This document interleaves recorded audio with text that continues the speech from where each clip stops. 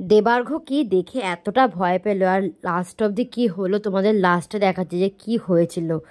তো সেদিনকে আমাদের বাড়িতে এসেছিলো, তো আমরা সবাই দুজন মিলে লাঞ্চ সেরে একটু আমাদের ছাদে চলে গেছিলাম পেয়ারা পাড়তে। তো এখানে আমরা পেয়ারাই পাড়ছিলাম, প্রায় 4-5টা পেয়ারা তুলেছিলাম। পেয়ারাগুলো ছোটো ছোটো হলেও কি হবে, খেতে খুব টেস্টি আর খুবই মিষ্টি খেতে। তারপর আমরা দুজন মিলে গাড়িতে উঠে গেলাম একটু লং ড্রাইভে যাব বলে। তো বেরিয়ে পড়েছিলাম, বেশ ভালো লাগছিল চারপাশে। আকাশটা প্রায় মনে হচ্ছিল এক্ষুনি বৃষ্টি পড়বে পড়বে বলে করছে। আর এখন কল্যাণী রোডটা এত ভালো হয়ে গেছে না, মানে জাস্ট আধ ঘন্টা থেকে 40 মিনিটের মধ্যে অনেক দূরে চলে যাওয়া যায়, যেখানে আগে এত টাইম লাগতো।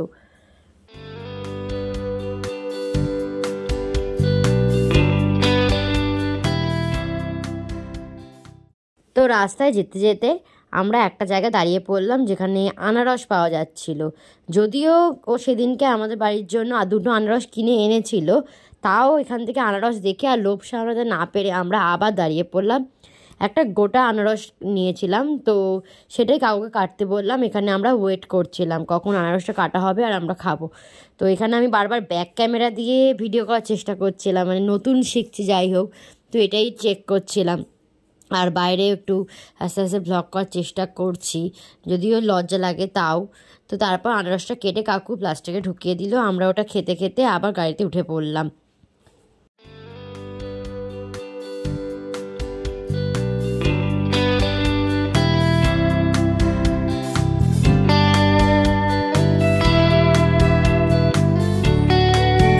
আনারস নিয়ে আর কী বলবো, আনারস খেতে তো দারুণ খেতে, অবশ্যই মিষ্টি। তারপর ওখান থেকে আমরা আনারস খেয়ে কিছুক্ষণ চা টা খেয়ে একটু পরে আমরা গেছিলাম খড়দার সিলভার স্পুনে।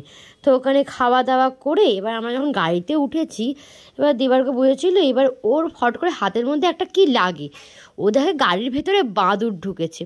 তো ভয় পেয়ে যায়, ভয় পেয়ে সামনে দৌড়ে যায়। তো আমরা তাকে বিশ্বাস করছিলাম না যে কী বাদুড় কী করে ঢুকবে, বেরিয়ে দেখছি সত্যি পেছনে এখানে বাদুড় বসে রয়েছে। সেটা দেখে ও যে কী প্যানিক করছিল কি বলবো, আর ভয় পাওয়ারই কথা।